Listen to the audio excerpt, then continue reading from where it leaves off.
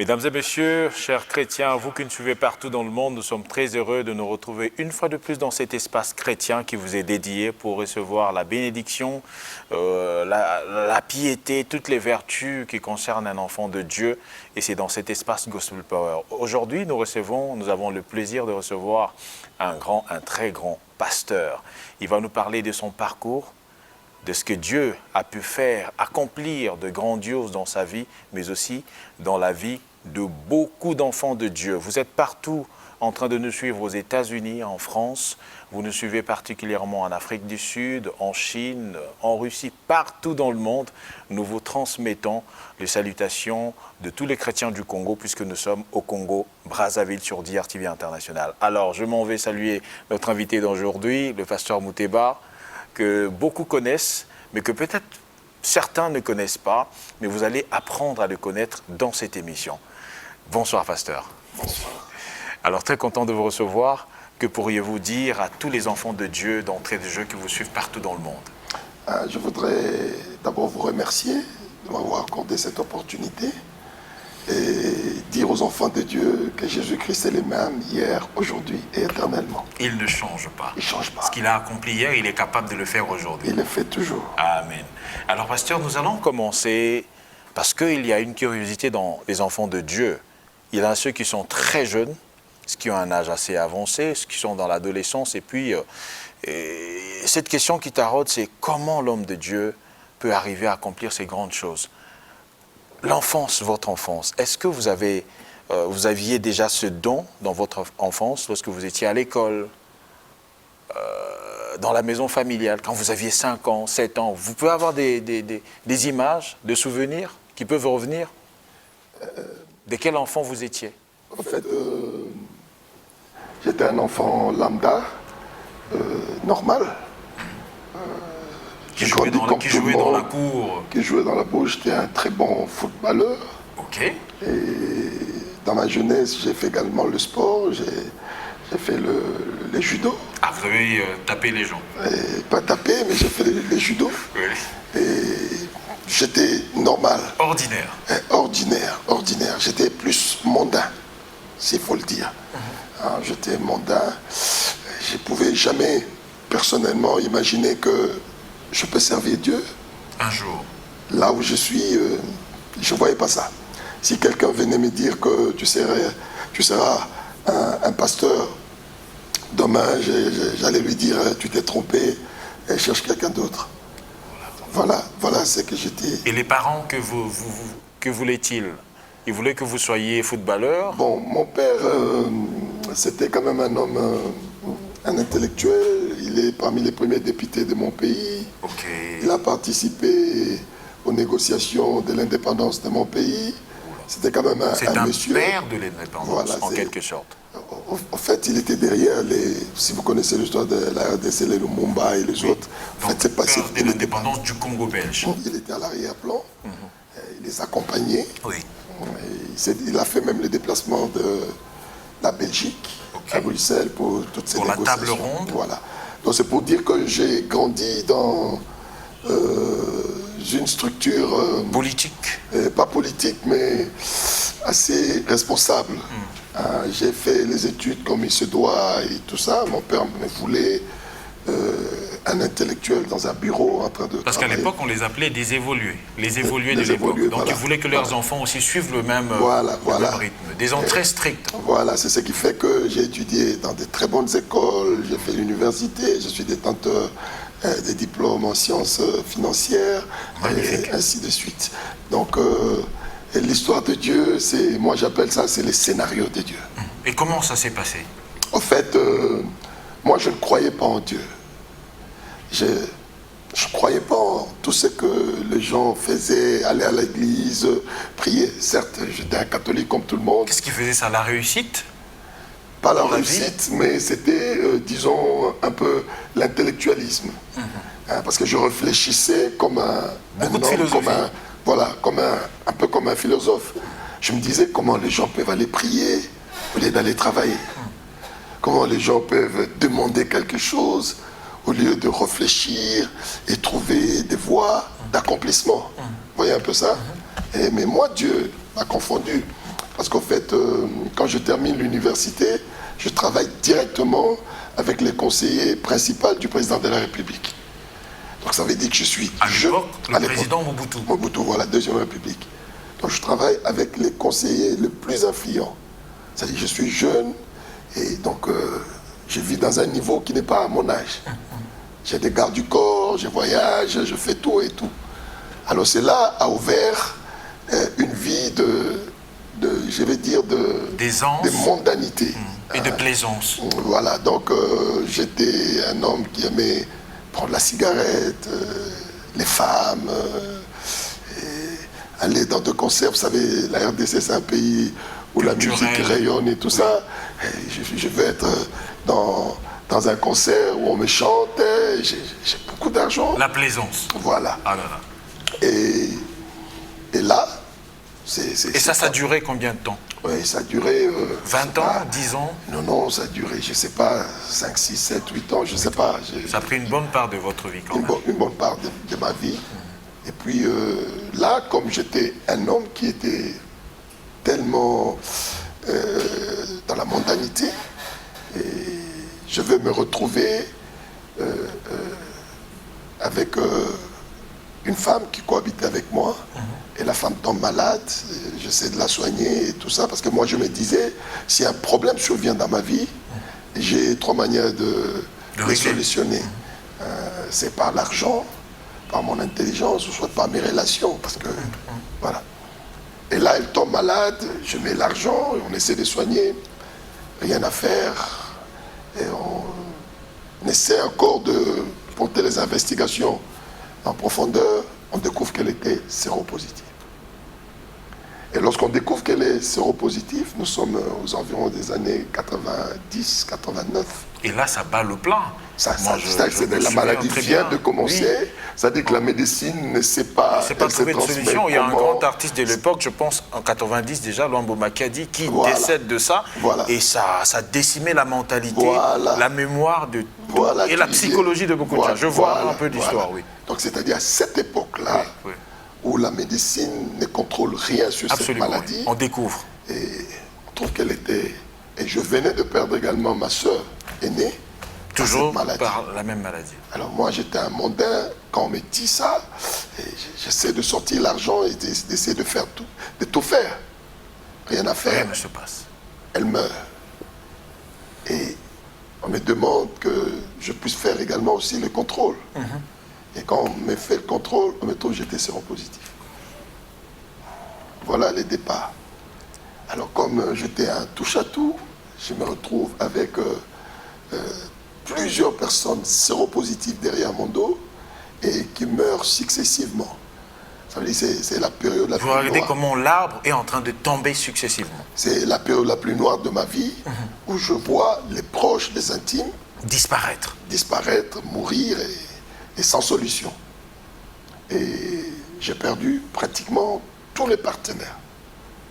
Alors là, et tout le monde à cette époque-là, quand tu es atteint par cette maladie, tu es stigmatisé. Mis en quarantaine. Stigmatisé, tout le monde te pointe les doigts, il va mourir quand est-ce qu'il va mourir? On compte les années. Oui, voilà. Donc c'était un moment où j'ai connu vraiment beaucoup d'oppression, beaucoup de douleur dans mon âme. Et là, je décide d'arrêter le travail. J'ai dit, il faut que je sorte de Kinshasa. Et si je dois mourir, il faut que j'aille mourir plus loin. Ailleurs. Cacher la honte. Voilà. J'avais l'argent ne trouvait pas la solution. J'avais des relations, les relations ne trouvaient pas de solution.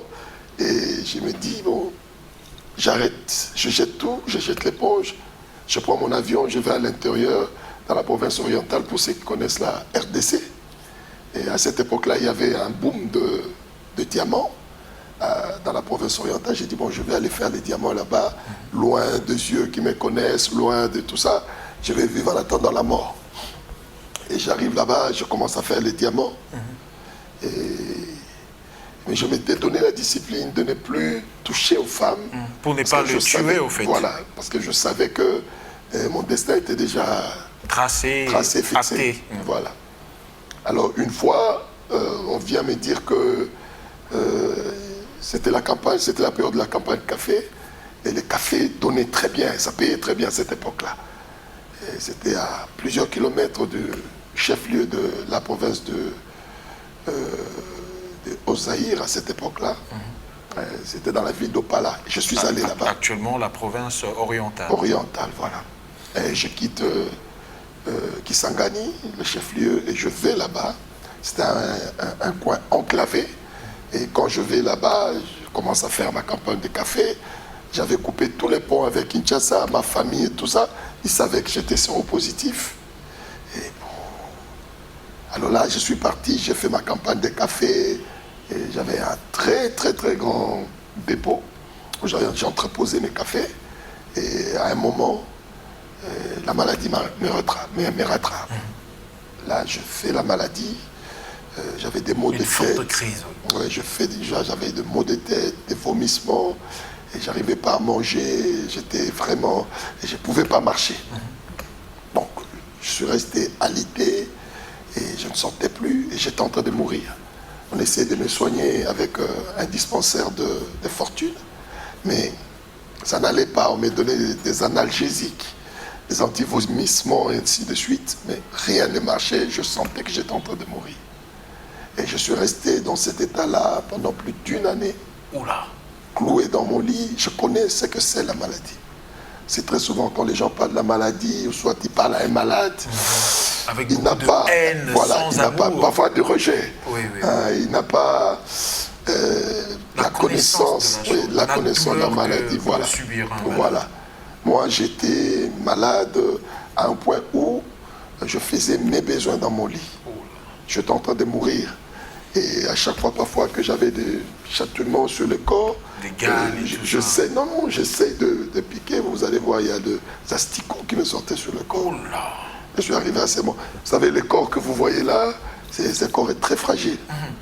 Quand vous restez plus d'1 année sans le contact du soleil, vous voyez les cellules de peau ici.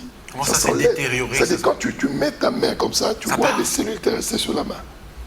S'il y a des gens qui ne sont pas encore tombés malades, on tombe malade en ville, à l'hôpital, avec tout ce qu'il y a comme structure, et tomber malade dans un coin reculé, je vous dis... Une longue histoire. Pasteur, qu'est-ce qui se passe? Je sais que les gens qui sont en train de nous suivre en ce moment sont stupéfaits. Il y a même des sidatiques qui sont en train de nous suivre. Et ça, le cœur bat la chamade. On veut savoir le déclencheur, l'élément déclencheur. Qu'est-ce qui se passe juste après pour que vous rentriez dans cette nouvelle ère où vous avez votre guérison et Christ vous change? Ce qui se passe, c'est tout simple. Je suis devant la mort et je sais que je meurs. J'ai perdu tous les partenaires par la même maladie. Plus d'espoir. Ça veut dire que je sais que je n'échapperai pas, je vais mourir. Et là, maintenant, mon esprit est en train de fouiller partout. Et mon esprit retrouve certains enseignements des pasteurs dans la rue pendant que j'étais encore en bonne santé. Dans la tête, ça. Voilà, dans la tête. Vous savez, quand on Donc c'est pas à négliger ce que nous écoutons. Voilà, quand on enseigne et tout ça, il y a toujours quelque chose qui reste. Moi, j'avais aucune considération pour ces hommes de Dieu de l'époque. Voilà. Allez, à cette époque-là, quand je vois un pasteur se tenir debout en train d'évangéliser, j'ai dit là déjà j'apprête un billet déjà là. Quand il finit, je lui donne, je dis c'est ça, c'est qu'il cherche. Mais là, il y a quelque chose qui m'est revenu dans la tête, que la plupart des pasteurs qui enseignaient dans la rue, partout et tout ça, et il y avait quelque chose qui revenait comme un leitmotiv. Il disait toujours Jésus est bon. C'est cela qui m'est resté dans la tête. Juste cette phrase. Cette phrase-là. C'était tout. Pas autre chose. Jésus est bon. Alors là, je me souviens que Jésus est bon. J'ai dit, mais Jésus, j'ai appris qu'on disait que tu étais bon. Je n'ai pas de pasteur, je ne suis pas dans une église. On ne m'a pas enseigné comment guérir, comment rencontrer Dieu. Rien du tout. Devant la mort, je parle à Jésus que je ne connais pas. Je ne sais pas s'il est grand, il est petit, il est comment non. Je dis, Jésus, j'ai appris qu'on dit que tu es bon. Si réellement tu es bon, permets que je sorte de ces lieux et que je rentre à Kinshasa, là où il y a ma famille, pour mourir. Et au moment de ma mort, je reconnaîtrai devant tout le monde que tu es bon si tu me permets de sortir. Je fais cette prière comme ça. Une prière Simple. Simple comme ça, je le fais vers 10 heures. On arrive à 16 heures, je sens une puissance traverser la maison où je dormais. Depuis plus d'une année. Je sens une puissance, je me sens fort. Je dis, mais donc c'est Jésus-là qui a répondu. Et il y a quelque chose qui me dit, lève-toi. Et je fais un effort, je me lève. Il faudrait que je vous dise, quand tu fais plus d'une année sans marcher, tu vas réapprendre à marcher. C'est pas que tu te lèves et tu commences à marcher, non. Tu trébuches. Je me lève, non, je trébuche même pas, je tenais tout ce qu'il y avait tout autour. Mais pour pousser ces pieds-là comme ça, et ça c'était une autre affaire. Je me suis battu et je suis sorti de la petite cabane où il y avait mon QG. Et quand je sors, tous les villageois qui étaient là, qui savaient que c'était un patron, qui est venu avec beaucoup d'argent, qui faisait la campagne de café, et tout ça, il a acheté beaucoup de café. Et les villageois, les villages étaient en transe, tout le monde criait, les chefs coutumiers, comment le chef du village venait, tout ça. Ah, il a marché, tout ça. J'ai dit, ok, donc Jésus m'a répondu, les chronos est déjà en marche, il faut sortir de là. Les coins étaient enclavés. Pour ceux qui connaissent la ville d'Opala, il y a une rivière, l'Omami, qui donne sur le fleuve Congo, qui passe même jusqu'ici. Et c'est là, et j'ai dit, cherchez-moi un navire, un bateau. On va me chercher le bateau, et le responsable du bateau vient, j'ai négocié avec lui, il voit ma cargaison de café et tout ça.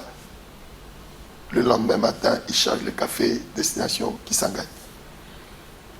Et je marchais. Et je savais que j'ai un rendez-vous avec la mort. Le compte à rebours est lancé. Voilà.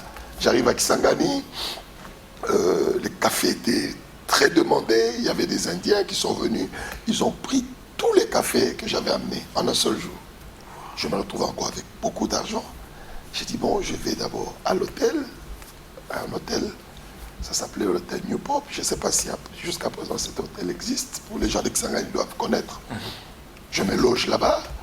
Je me dis, bon, le temps de répandre un peu mes esprits, et puis je vais repartir à Kinshasa pour aller mourir comme les autres. Et là, je suis à l'hôtel, je me dis, bon, il faut que j'aille contempler un peu la nature, les paysages de l'extérieur, et je sors, je me mets sur la barrière de l'hôtel, le grand portail de l'hôtel. Pendant que je contemple le véhicule qui passait, parce que c'était sur un grand boulevard, et je vois un véhicule s'arrêter. Quand ce véhicule s'arrête, il y a un monsieur qui descend, qui me reconnaît. J'avais fondu, j'avais la peau collée aux os, ce monsieur descend, il m'appelle, on ne m'appelait pas encore pasteur Israël, Mouteba, non. J'avais un nom à cette époque-là. Et il m'appelle par ce nom. Je dis, mais qu'est-ce que tu fais dans cette ville? Ah, mais tu as fondu. Tu as un problème? Je dis, oui, je suis un peu malade. Je ne dis pas que je suis séropositif. Il dit, mais la manière dont je te vois là, il y a un ministère sur la même voie qui est ouverte là-bas, et c'est un peu, qui est ouvert là-bas, et c'est un peu d'aller là-bas. Pour voir. Peut-être vous allez trouver la solution. C'était un ange. Cette personne, je ne la connais pas dans ma mémoire, non. Et le lendemain, je vais, pour ceux qui connaissent Kisangani, c'est l'ancien garage Peugeot. Et j'arrive là-bas, c'était les ministères du combat spirituel des papas et maman au lac. Oh là, à cette époque déjà. Oui, c'est là, nous sommes en 2000... non, nous sommes en 80 et quelques. Non, nous sommes en 2004. 2004. Nous sommes en 2004. J'arrive là en 2004 et je trouve une foule immense. Et il y avait des gens... Bon, j'étais curieux. Je savais que mon problème n'avait pas de solution. Mais je vais voir un peu pourquoi tous ces gens, pourquoi cette foule-là. Et je n'étais pas à mesure d'entrer parce qu'il y avait plein de gens jusqu'à l'extérieur. Et j'étais à l'extérieur et j'écoutais des témoignages. Il y a des gens qui passaient, j'ai béni le Seigneur Jésus-Christ, je l'ai prié, il est venu me visiter et il m'a donné telle solution. Je dis, parle de Jésus. Mais dans ma tête, je sais que Jésus est mort il y a plus de 2000 ans. Comment il peut dire que Jésus est venu me visiter et il m'a donné la solution? L'autre vient, j'étais malade quand j'ai invoqué Jésus et il est venu, il m'a guéri. Jésus? Je dis, mais non, mais ça... C'est curieux. Je vais voir, c'est Jésus moi aussi. En fait, et alors j'ai rallongé mon séjour. Vous avez oublié le compte à rebours. Non, j'avais mon compte à rebours, mais je dis, mais je vais mourir, mais je vais dois voir voir ce Jésus-là. Je vais le voir. Il vient comment? Moi, je sais dans l'histoire qu'il est mort il y a 2000 ans. Il a été enterré, et son histoire est finie. Mais comment il peut visiter les gens? Je suis resté là une année, après de suivre les enseignements. Et j'attendais voir Jésus. Je ne l'ai pas vu. Je ne l'ai pas vu. Et à un moment, j'avais plus de ressources parce que je ne travaillais pas. Et c'est l'argent que j'avais. C'est une ville diamantifère. Tout est trop cher là-bas. J'avais plus d'argent. Et alors j'ai décidé, j'ai dit, il faut que je rentre à Kinshasa. Et quand je rentre à Kinshasa, là déjà, ma famille avait fait le deuil. Ils savaient déjà que je suis parti. Oublié, il est parti. Oui, je suis déjà mort. Oui. Je n'avais pas de contact avec personne, ni ami, ni qui que ce soit. Et quand je descends, ah là, mais ça c'était la résurrection. Ils me voient, mais tu as fondu, et tout ça. Bon. J'ai dit non, j'ai rencontré... La fête. Moi j'ai rencontré un ministère, et je suis en train de chercher à connaître Jésus. Il dit, mais comment, tu délires ou comment? Toi, ça c'est pas ton affaire. Jésus, parole de Dieu, église, non. Moi j'ai dit non, je ne bois plus, je ne fume plus. Moi je veux, il savait que j'étais séropositif, je voudrais avant ma mort que je rencontre ce Jésus-là. Et je commençais à aller à la prière. J'avais plus d'amis. Le matin, je vais à la prière, je rentre, je ne fais que prier. Moi, ma prière, Jésus, je vais te voir. Alléluia. Tu as visité les autres, je vais aussi te voir. Gloire à Dieu. Je veux te voir. Je ne l'ai pas fait. Rien, un silence total. Un silence total. Et je ne sais pas, plus tard, je pense 3 ans, 4 ans plus tard, je ne suis pas mort déjà, c'est un grand miracle. Déjà, oui, vous constatez. Oui, je constate que je ne suis pas mort. Ça demeure encore cette vie-là. Oui, c'est-à-dire que... Mais la maladie, est-ce que vous avez encore des séquelles, des choses, des crises reviennent? Non, non, là, je n'ai plus de crise, je n'ai plus de maux de tête, je ne vomis pas. Oui. Et ça veut dire que... Il y a quelque chose qui se passe. Il y a quelque chose qui se passe que je n'aperçois pas. Oui, oui. Je n'aperçois pas. Alors un jour, je vais à la prière, un dimanche. J'étais démuni, j'avais plus de voiture. Je suis rentré dans la parcelle familiale. C'est une maison, un étage. J'ai ma chambre au-dessus. Et on me sert... La nourriture comme tout enfant. Comme un enfant de 8 ans, 10 ans. J'attends le déjeuner et tout ça. Et je n'ai pas de véhicule, donc je marche à pied. C'est-à-dire pour ceux qui connaissent Kinshasa, la maison est vers l'école belge. Et j'ai fait les pieds jusqu'à Limité, 17e rue. Je rentre à pied. Mon souci, voir Jésus. Wow. Kilomètres, vous faites des kilomètres, plus de 14 kilomètres. Qu'il pleuve, qu'il neige, même s'il pleut, je suis sous la pluie. Wow. Je fais voir Jésus.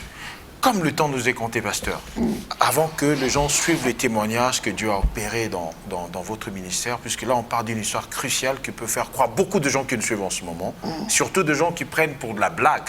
Quand le pasteur parle, Jésus vous aime, une petite phrase mais qui regorge toute la parole de Dieu. Ou quand une sœur témoigne, on trouve que c'est de la blague, c'est de la fabrication. Qu'est-ce qui se passe après? Rapidement, pasteur, pour qu'on rentre. Oui, il y a des témoignages qu'on doit suivre. Voilà. Et ce jour-là, un dimanche, je suis un témoignage à l'église. Et c'était un témoignage poignant. Je ne me souviens plus de quoi il s'agissait. Et ce jour-là, je rentre à pied. J'étais en train d'adorer Dieu. Je l'adorais à pied. Je revenais. J'étais heureux d'avoir écouté ce que Jésus avait accompli dans une famille. J'arrive à la maison. Je n'ai pas envie de manger. Je n'ai qu'envie d'adorer. Je me mets à adorer, je me mets à adorer. Et du coup, je sens comme des vertiges. Une tourbillonnée. Voilà. J'ai dit, ça y est, c'est que le sida est en train d'envahir mon cerveau. Là, je vais passer dans une autre phase. Ah, j'ai dit, ma pauvre mère était encore vivante. Je dis, si je lui dis ça, elle va craquer avant moi. Je ne dis pas à mes frères, je ne dis pas à mes soeurs. Je monte sur mon lit. Et je suis resté dans cet état-là pendant 12 jours. Tout était en train de tourner. Je ne mangeais pas, je ne buvais pas, tout tournait. J'étais ivre. Et au 12e jour, j'ai senti une voix me parler. Alléluia. Mon fils, j'ai entendu tes pleurs, j'ai vu tes pleurs, j'ai entendu tes cris. Je suis venu te guérir. Je t'ai guéri. Je dormais. Une réalité. Je ne dormais pas. J'ouvre la fenêtre, il n'y avait personne. Je me lève, je vais ouvrir la porte, il n'y avait personne. Je dis non. C'est une hallucination. Quelqu'un qui m'a parlé, je ne dors pas, j'ai écouté sa voix. Et je me dis bon, mais qui peut m'avoir parlé ici? Et c'est là que le Saint-Esprit va m'aider pour me dire, il est celui qui dit un mot et la chose s'accomplit. Alors, mais puisqu'il est celui qui dit un mot et la chose Aujourd'hui, vous en avez le discernement. Voilà. Mais à l'époque, ça n'avait rien à voir. Voilà. Et je dis, mais puisqu'il est celui qui dit un mot, une chose et la chose, un mot et la chose s'accomplit, je vais aller faire le contrôle. Je vais faire le contrôle. À cette époque-là, l'examen le plus approfondi, c'était l'examen d'Elisa. Okay. On a fait l'examen d'Elisa. Il faut prendre les résultats 10 jours après. Okay. 10 jours après, je vais prendre les résultats. C'était des analyses des laboratoires français ou non, des laboratoires. C'était allemand. Allemand. À cette époque-là, l'INRB, c'était les laboratoires les plus performants. D'accord. En Afrique. En Afrique centrale. D'accord. Et je vais là-bas, je fais le contrôle. Et on me donne, 10 jours après, on me donne les résultats. Et quand j'ouvre les résultats, c'était séronégatif. Surprise totale. J'ai dit non. C'est qu'ils ont interverti les flacons, c'est pas vrai. Moi-même. J'ai dit non, je ne vais pas courir pour dire que les sangs ont changé. Non. Je refais l'examen. Je vais refaire l'examen. 10 jours après, on me donne les résultats, c'était négatif. Alors là, ça m'a donné la folie. J'avais besoin de dire à tout le monde que Jésus-Christ est le même hier, aujourd'hui, éternellement. Jésus n'a pas changé. Si tu as un problème chez Jésus, j'avais besoin, quand j'entre dans un taxibus, quand j'entre dans un taxi, ça remuait dans le cœur, il fallait le dire. Quand je suis dans un coin, j'ai besoin de dire à tout le monde, Jésus-Christ est le même. De la mort à la vie. Voilà, je voulais dire à tout le monde, mais pourquoi tu pleures? Il faut chercher Jésus. Et quand j'ai témoigné, à l'époque, au ministère de mes parents spirituels, et ça... Là, c'est à la CIFMC, à la CIFMC, Limité, 17e rue. 17e rue. Je témoigne. Alors, papa et maman Olangui qui étaient en train de suivre, ils disent, mais prenez ces frères-là, mettez-les dans notre clinique, et engagez-les là-bas. Et on m'engage. Et quand on m'engage, on ne me demande pas mon curriculum vitae, on ne me demande pas mon cursus et tout. Tu viens d'où? De quel village? De quelle nationalité? On me présente chez les médecins directeurs. Oui. On me dit, frère, c'est toi qui avais témoigné. Je dis, oui, c'est moi. Bon, regarde, tu vas commencer comme portier. Et j'ai commencé comme portier à la porte. Le diplômé. Voilà. On me demande... Le licencié, voilà. Voilà, on me demandait... on me propose un salaire. J'ai dit, non, je vais travailler bénévolement. Et j'ai travaillé bénévolement. Et à cette porte-là, j'ai vu la main de Dieu. Les malades venaient. Il suffisait peut-être que j'accueille un malade qui est dans un état de coma pendant que je me mets à prier. Le malade. Juste en le tenant comme ça. En le tenant, je me mets à prier et... le miracle se produit. Le miracle se produit. D'où a commencé Clinique de Dieu Ministries. C'est pas encore les cliniques. Encore Clinique de Dieu. Je pense qu'on aura une émission, on va rentrer en profondeur parce que ça, c'est l'encyclopédie de miracles. C'est l'encyclopédie de méandres de Dieu. Lorsque Dieu décide de faire des choses extraordinaires, il le fait. Mais nous allons suivre ce témoignage. Nous allons revenir juste après parce qu'il s'agit d'une grande veillée miracle qui va se dérouler déjà à partir de demain, le 25, à partir de 20h, de 20h à l'aube. Nous vous invitons tous à venir vivre le miracle. Vous êtes sidatique. Vous avez une maladie incurable, une maladie qui n'est guérie par aucun médecin. Vous avez tenté à gauche et à droite. Vous n'avez point trouvé de solution. Jésus-Christ est le seul qui guérit. Alors je vous invite demain à partir de 20h à l'aube. Ça se passera essentiellement, vous connaissez tous qui habitaient Wenze, même ceux qui sont ailleurs. En tout cas, vous connaissez Wenze. À la mairie de Wenze, chez notre maire Ganongo, c'est là-bas que ça se passe. Vous venez, les gens vont vous accueillir. On ne demandera pas d'où vous venez, qui vous êtes. Quoi, il n'y aura rien du tout. Non, non, non, non. Venez, vous allez vivre votre miracle et vous allez témoigner juste après. Pasteur, on suit ce témoignage. Ça va édifier. Et nous continuerons sur cette histoire plus tard.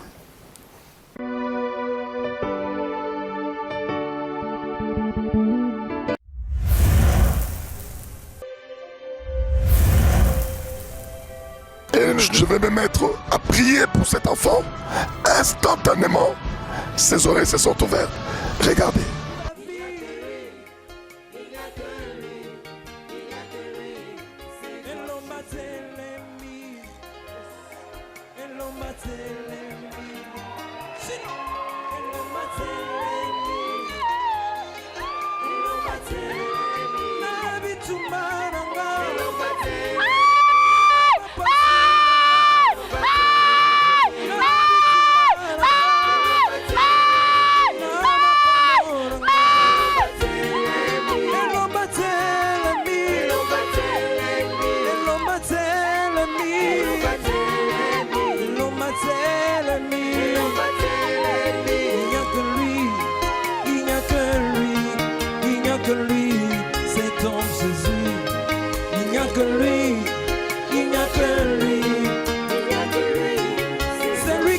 Changer la vie des pauvres. Il n'y a que lui. C'est lui qui a donné la vie à Mama Woso. Un miracle vient de s'opérer. Zamba Utukofungola, les Toyo Ezekiel Kokangama, un miracle vient de s'opérer. Ok.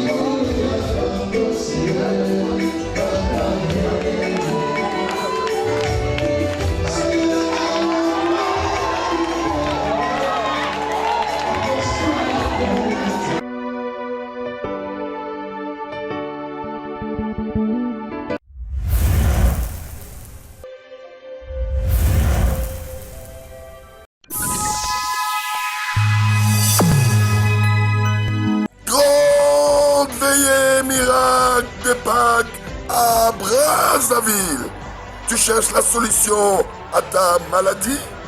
Tu as tout essayé sans succès? C'est vendredi 25 avril 2025.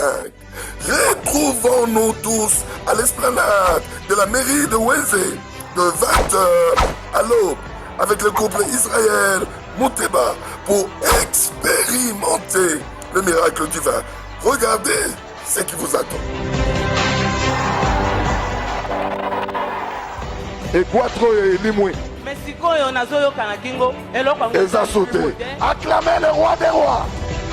Viens vivre ton miracle. Ton miracle est possible avec Jésus-Christ. Soyez le bienvenu. Ça sera une grande veillée, homme de Dieu. Mais avant qu'on ne suive les informations, vous avez d'ailleurs vu, chers téléspectateurs, vous qui avez des doutes, vous pouvez être de n'importe quel bord. On ne demandera pas d'où vous venez, qui vous êtes. Il n'y aura pas de question là-dessus. Je vous ai dit, allez-y demain. Venez, on va vous attendre à 20h à la mairie de Wenze jusqu'à l'aube. ça sera une session de prière, un culte dédié à Dieu uniquement pour votre guérison, uniquement pour la solution à votre problème. Vous n'êtes peut-être pas malade, mais vous avez quelque chose qui vous tient à cœur. Dans le cœur, vous avez un désir que vous voulez accomplir, mais il n'y a que Dieu, Jésus-Christ, qui est la solution à votre problème. Alors, demain, le rendez-vous est donné à partir de 20h jusqu'à l'aube. Pasteur, nous avons suivi ce premier témoignage. C'est une fille qu'on a vue en train de rouler au sol. C'était quoi exactement? Cette fille était sourde, muette. On l'a amenée dans une veillée miracle. Elle ne pouvait parler ni entendre. Ni entendre. Et je l'ai pris, j'ai introduit mes doigts dans ses oreilles, et puis boum, elle entend. Tout d'un coup. Je vous ai vu en train, vous-même déjà en train de dire un miracle vient de se faire. Donc ça vous a étonné même vous-même. Voilà. Vous n'avez aucune maîtrise sur ça, au fait. Non. Vous ne comprenez rien. C'est-à-dire que quand Jésus agit, oui, c'est lui qui a le contrôle. Ça vous étonne vous-même? Mais c'est ça le médecin de médecin. C'est quand le médecin opère, tous vous êtes en train de contempler le médecin. Magnifique. C'est le médecin. Et les gens étaient là, ils ont vu. Et après, il y a eu un témoignage. C'est la sœur de la fille qui témoignait, qui a parlé un peu. S'élève et dit, ça c'est vraiment un miracle. Oui. Elle n'a jamais parlé comme ça, elle n'a jamais entendu.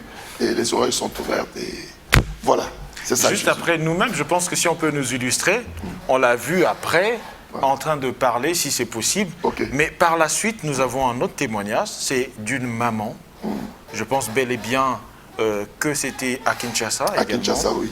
Qu'est-ce qui s'est passé? Expliquez-nous. Elle avait un goitre. Oui. Et les goitres étaient très prononcés. Et pendant que j'enseigne, l'esprit de connaissance me dit que l'Éternel, Jésus-Christ, vient de guérir une personne de goitre. Comme ça? Comme ça, j'ai dit, il y a quelqu'un ici qui vient de bénéficier de la grâce d'une guérison. Or, on sait que le goitre, ça fait gonfler le cou. Voilà. Et quand je l'ai dit, les gens se regardaient, ils disent, mais qu'est-ce qu'il est en train de nous inventer encore là-bas? Et 5 minutes après, il y a une maman au fond là-bas qui commence à courir. Et lorsqu'elle arrive, je vois son cou était normal. Je dis, tu as été guéri du goitre? Comment tu peux nous prouver que tu n'es pas venu avec... Voilà, je lui dis ça. Parce qu'en fait là, on coupe les éléments parce qu'on ne montre pas l'entièreté. Je dis, mais comment on peut savoir que tu avais le goitre? C'est vrai, tu viens que je suis guéri, c'est disparu. Il dit, non, attendez. La preuve. Il dit, attendez. Il ouvre son téléphone, il nous montre la photo. Il ouvre sa Bible et fait apparaître les photos que vous avez vues. Moi-même, j'avais la chair de poule. Elle amenait ça tout le temps? Elle avait ça dans son téléphone.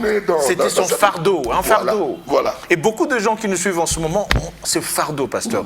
Qu'est-ce que vous leur dites pour demain?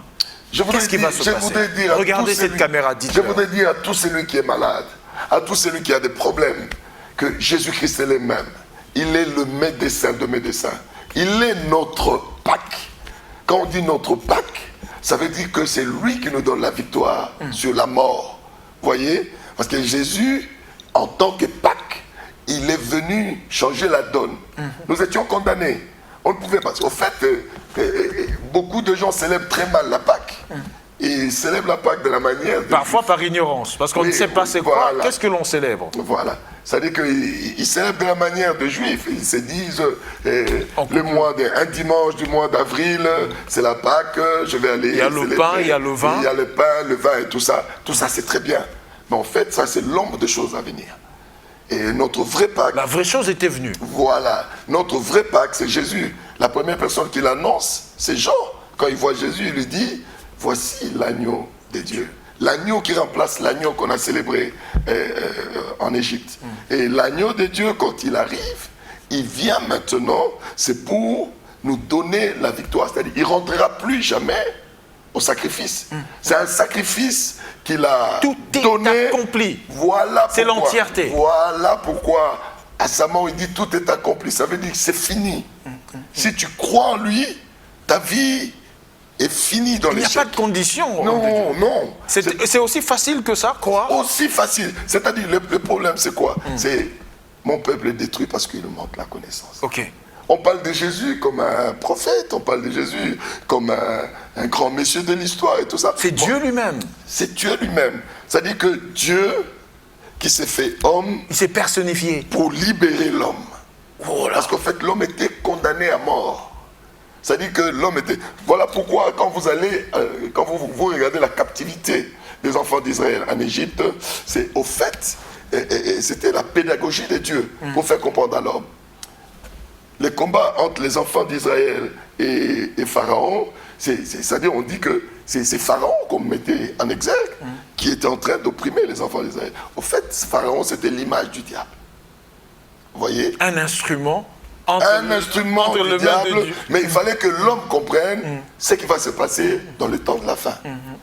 Dans le temps de la fin, ce n'est plus Pharaon. Aujourd'hui, Pharaon n'existe plus. Mais les diables existent. Voilà pourquoi Dieu devait commencer par des petites choses pour que les gens comprennent qu'il y a un oppresseur du nom de Pharaon. Nous sommes dans un pays, Égypte, où on ne peut pas sortir, c'est une prison. Donc si l'on comprend bien, pasteur, pour ceux qui nous suivent, Oui. la difficulté est un langage de Dieu, un langage de Dieu. Voilà, pour faire voilà. comprendre à l'homme Voilà. que je suis ton sauveur, Voilà. je suis ton protecteur, Voilà. je suis ton libérateur. En réalité, c'est ça. La Voilà. maladie, c'est moi le guérisseur. Voilà. Si tu as la maladie, c'est pas pour que moi je te guérisse.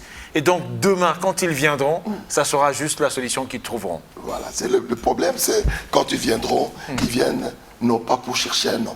Il faut que je vous dise la vérité. Ne venez pas parce qu'il y a un pasteur qui a des dons et tout ça, non. Venez livrer votre problème à Jésus. À Jésus. C'est lui mon Seigneur. C'est lui que j'ai rencontré. Parlez-lui de Et l'intérieur. c'est lui qui m'a Pas investi. de l'extérieur. Voilà, c'est lui qui m'a investi. Voilà pourquoi j'aimerais que les gens sachent qu'on est guéri rien que par le nom de Jésus. Ok? Si nous trouvons le temps... Certains peuvent dire que non, le pasteur est allé se faire initier avec des choses comme ça, après avoir écouté tout ce que vous venez de dire, mais il y a des gens qui auront toujours un doute pour dire non, il y a quelque chose. Si je vous dis Oui. comment mon ministère a commencé, j'ai Oui. été visité par Jésus. Et les gens qui ont suivi et qui croient pourront le dire. Mais il y a des gens qui ont toujours un doute quelque part. Élucider un peu. Et c'est un peu C'est-à-dire que je suis portier, aux cliniques Rafa, l'hôpital de Mama Olangi. Ok. Elle nous appelle, une dizaine de personnes, pour faire l'intercession d'une femme médecin qui était missionnaire, qui était attaquée en Angola et qui est revenue dans un état de coma. Mama Olangi nous demande, allez intercéder, parce que tel que je vois cette situation, c'est spirituel, ça n'a rien à voir avec la médecine. On prend cette dame, elle est vivante aujourd'hui, elle est en Afrique du Sud. Elle s'appelle maman docteur Valentine Mbomba. Je pense qu'on a manqué à prendre cette image à cause du temps. Voilà. Oui. C'est-à-dire que nous avons commencé à intercéder. Au 3e jour, un miracle s'opère. Elle sort du coma, rien que par la prière. On était un groupe, elle sort du coma. Et pendant qu'on s'est dit, on dormait à même le sol, pendant qu'on s'est dit, bon, reposons-nous pour que demain, nous puissions commencer une nouvelle journée. Et c'est cette nuit-là que Jésus Donc me le visite. combat spirituel n'est pas une farce, c'est une chose réelle, animée par Dieu lui-même. Mais le combat spirituel, c'est une obligation. Pour chaque chrétien. Tu ne peux pas triompher dans ta vie d'enfant de Dieu si tu ne t'engages pas dans le combat. Il faut combattre. Parce que le diable est descendu sur la terre Pour avec combattre. la rage, c'est pour détruire. Et tu vas l'affronter comment si tu n'as pas Des armes. Tu vas l'affronter comment si tu n'as pas la connaissance. Parce que le combat spirituel, ce n'est pas seulement les armes, c'est aussi la connaissance de l'ennemi. Ok, il faut mieux le connaître. Ok, là, on va aller plus loin. Le temps nous est tellement j'arrive compté. là, Oui. et là, je vais vous montrer comment ça se passe avec Dieu. Et cette nuit-là, j'ai été visité. Je vois une grande vision. Il y avait comme une sorte de Une soucoupe tourbillon, volante oui. qui était sur l'hôpital, Une soucoupe. qui descendait. Moi, j'étais portier dans ces rêves-là. Et je vois la soucoupe descendre jusque dans la cour. Et il y a un monsieur qui descend, il était très grand. J'arrivais même pas à ses chevilles. Il était très grand. Et moi, en tant que gardien, je le regarde. Je dis, mais c'est qui cet homme-là? Et lui, il avançait. Quand je regarde ses yeux, il avait des flammes de feu qui sortaient de ses yeux. Alors je commence à reculer en fouillant. Et je le regarde en reculant. Quand il me regarde, moi je dis, il va me tuer. Je cours et j'entre dans la salle où on faisait l'intercession dans le concret. Je vois le médecin directeur, j'ai dit fouillons, il y a un monsieur qui vient de descendre là, il va nous tuer. J'ouvre le bâton derrière, c'était des fenêtres. J'ai dit fouillons. Pendant que je suis en train d'aider le médecin directeur des cliniques Rafa pour sortir, ce monsieur entre dans cette chambre. Il dit hey, reviens ici toi, il m'appelle. Il me dit je suis venu pour toi. Ne fuis pas, viens. Il m'appelle. Il dit tends tes mains. Je tends mes mains. Je tremblais. Il dit tends tes mains. Il se retourne. Il prend un flacon comme ça, avec un liquide bleu royal. Il me donne. Il dit ça c'est le médicament contre toute infirmité. Et moi je prenais, je voulais reculer mes mains. Il dit ne recule pas. Il se tourne, il prend encore un autre flacon. Il dit ça c'est les médicaments contre le sida. Et je tenais, il dit attends, et il me tient les deux mains. Il dit puisque tu tiens d'une part et moi je tiens de l'autre part, tes mains ne seront plus jamais comme elles étaient avant. Et il commence à m'enseigner qu'est-ce qu'un serviteur, comment servir Dieu, comment inviter Dieu dans un problème, comment demander des secours du ciel. Et il m'a enseigné beaucoup de choses que j'enseigne dans les cliniques de Dieu. Et là, quand il me laisse, je me réveille, je partage avec tout le monde. Ça, c'est une histoire qui est connue à Kinshasa. Je partage avec tout le monde. Et quand je finis de partager, je partage avec ma mère spirituelle. Et elle prie pour moi et dit, ça c'est Dieu qui fait de toi. C'est ton affaire entre toi et Dieu. Oui, c'est Dieu qui fait tout. Et depuis là, aller au ministère du combat spirituel, il y a des témoignages. Des dizaines de séropositifs qui sont guéris là-bas. Des fous sont guéris. Des paralytiques. Il y a quelques témoignages d'ailleurs que nous n'avons pas pu montrer à cause du temps, mais je pense que vous nous en excuserez, nous reviendrons sûrement, le pasteur nous accordera du temps pour que nous parvenions. Alors pasteur, demain, c'est le jour J pour quelqu'un qui est malade, pour quelqu'un peut-être qui a besoin du travail, parce que pour certains, ils sont nés dans des familles où on n'a pas du boulot, ou pas de bon boulot toujours. Mais lui, il a dans son cœur le désir d'être celui qui va relever sa famille. Peut-être demain, c'est sa solution. Il y en a ceux qui peut-être n'arrivent pas à avoir d'enfants, qui ont essayé à gauche et à droite, mais la stérilité demeure. Ça peut être un homme, une femme, que sais-je encore. Il y a une autre personne qui, lui, c'est peut-être le Mbassou, vous connaissez, je crois que vous connaissez, Mbassou. Il y a le Mwanza, il y a d'autres qui souffrent du Mwanza, c'est des trucs qu'on jette sur des gens. Il y a un autre, c'est l'AVC. Il en a fait une fois, deux fois, aujourd'hui peut-être le bras gauche ne marche plus ou la jambe gauche ne marche plus. Il y en a tellement de choses, des maladies incurables. Il y a, on va dire, le nerf sciatique. Toutes ces personnes, je ne saurais citer, mais vous en savez quelque chose, vous avez une expérience avec Dieu. Que pourriez-vous, encore une fois de plus, parce que nous sommes à la fin, le temps nous est compté, c'est fini là, mais pour ceux-là qui viennent à peine même de nous rencontrer, dites-leur quelque chose de bien et une petite prière avant que l'on termine et que l'on dise au revoir à nos téléspectateurs. Je voudrais dire à toi qui me suis ce soir que Jésus-Christ n'a pas changé, il est le même hier, aujourd'hui, éternellement. J'ai voyagé partout dans le monde, j'ai voyagé toute l'Afrique, depuis l'Afrique du Sud jusqu'en Égypte. Donc en passant par l'Angola, Zambie, Côte d'Ivoire, Ghana, Lomé, Bénin, c'est-à-dire que Nigeria. J'ai voyagé partout, l'Europe, l'Asie, et toute l'Amérique. Ça veut dire que ce que j'ai retenu, que rien n'est impossible à Dieu. Rien n'est impossible à Dieu, ça veut dire quoi? C'est-à-dire que Dieu attend que tu lui fasses confiance. Dieu attend que tu crois qu'il est ton créateur. Puisqu'il est le créateur, il peut tout refaire.